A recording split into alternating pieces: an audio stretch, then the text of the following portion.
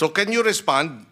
Ano ang magiging basehan natin para ibalik sa inyo yung kapangyarihan at hindi mauwi sa dating gawin?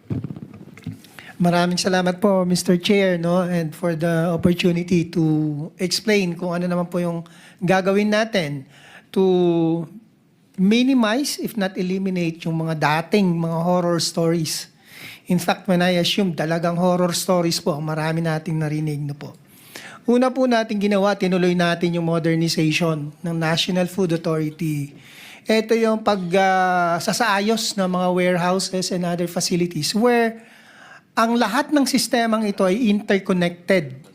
Meaning at the tip of your finger, malalaman mo kung ano po ang nangyayari sa mga warehouses, sa rice mills, with corresponding CCTVs para po ma-monitor natin talaga ang nangyayari sa baba. Labas-pasok ng truck, pati plate number, kita po dito sa central office. Yun pong mga ganong operation. That's one. Pangalawa po yung ating mga standard operating procedures. Obsolete. Karamihan po. Obsolete. Hindi nakasunod ang organization sa pagbabago ng panahon. Ang dami po mga practices na ako mismo ay nasa shock. Sabi ko, bakit inilagay itong mga ganitong patakaran or SOPs na talagang parang ang term ko nga, parang ginawa niyong legal ang corruption. Yun ang term ko. So, binabago po natin lahat ito. Although, we must admit, hindi po ganong kabilis dahil napakarami po nitong review and technical working group and another review, etc., etc. But we have started since last year, Mr. Chair. Another aspect po dito ay itong ating mga retooling at ating mga hiring ng mga bagong empleyado. Sa ngayon po, may i-hire tayo at least mga more than 500 pa na empleyado to complement our operation. Ito yung mga bata na at the same time maturuan ng mga tamang proseso at mga attitude towards work.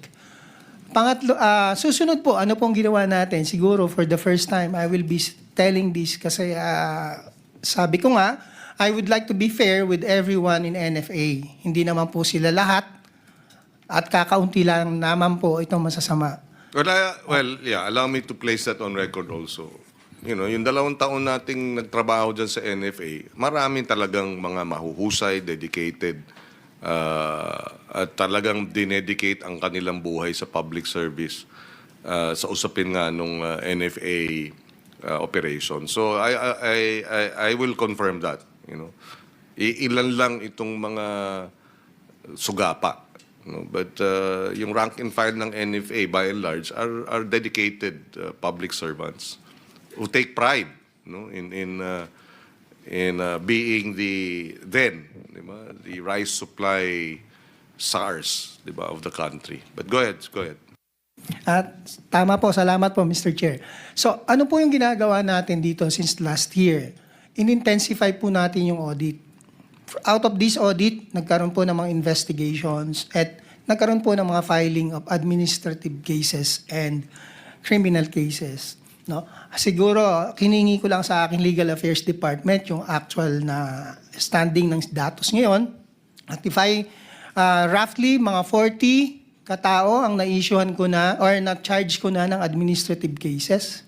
Around 60 people, hindi pa kasama yung isineserve ngayon na show cause orders. Around 60 show cause orders ang na-issue na po natin dyan.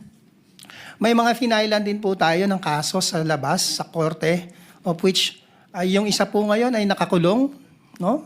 Na-issue ng warrant of arrest at ngayon nakakulong at ma-arraign na rin po siya. And we are also building up cases for another 2 more mga talamak na nakita natin. Out of these audits, no po, ito po ginagawa natin with strict adherence to due process. That's why hindi po, kung maririnig ako sa mga interview, hindi ko po masyadong sinasabi ito madalas dahil nga po, innocent until proven guilty. But we are dead serious in cleaning and putting back the NFA into the right track. And I know we are succeeding.